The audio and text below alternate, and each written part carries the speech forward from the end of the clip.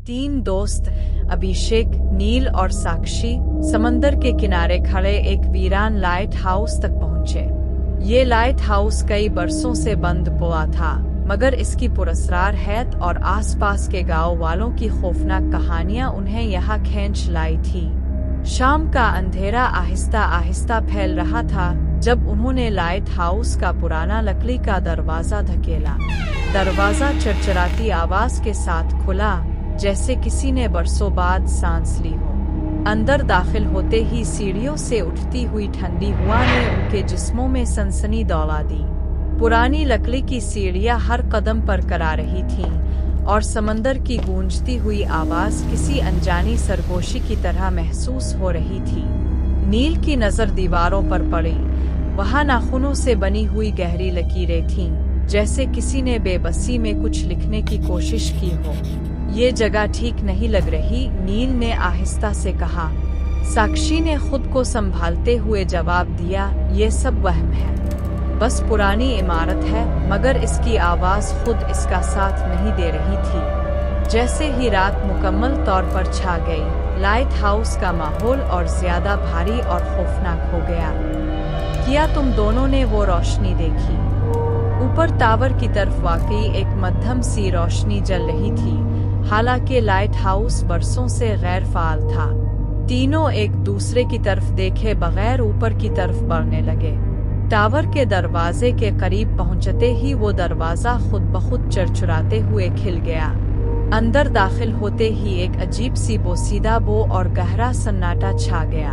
अचानक कदमों की आवाज गूंजी, भारी, आहिस्ता और जानबूझ कर रुक कर। कौन है? नील ने कांपती हुई आवाज में पूछा। जवाब में सिर्फ एक खुरदरी सर्द हंसी गूंजी, जो दीवारों से टकराकर उनके कानों में उतर गई। अभिषेक ने टार्च की रोशनी घुमाई।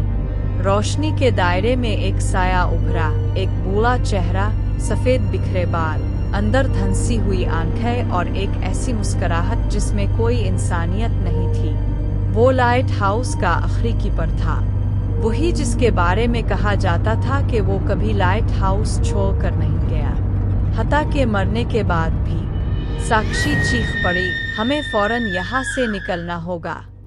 मगर इसी लम्हे दरवाजा जोर से बंद हो गया। सीढ़ियां लरजने लगे और ठंडी हवा ने उनके कानों में सरगोशी की। कोई भी यहाँ से नहीं जाएगा। कीपर का साया दीवारों पर फैलने लगा, जैसे वो जिंदा हो।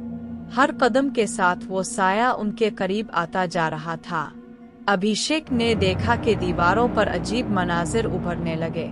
उन तीनों की तस्वीरें, मुख्तलिफ लम्हों में चीखते हुए, जख्मी, टूटे हुए। ये हमारा मुस्तकबिल है। नील की आवाज लरज रही थी। कीपर ने आहिस्ता आहिस्ता हाथ आगे बढ़ाया। इसकी आंखों में गुस्सा नहीं बल्कि जिद थी, जैसे वो अकेला नहीं मरना चाहता हो। इसी लम्हे साक्षी की नजर एक छोटे दरवाजे पर पड़ी, जो शायद निचली मंजिल की तरफ जाता था। वहाँ इसने चीख कर कहा।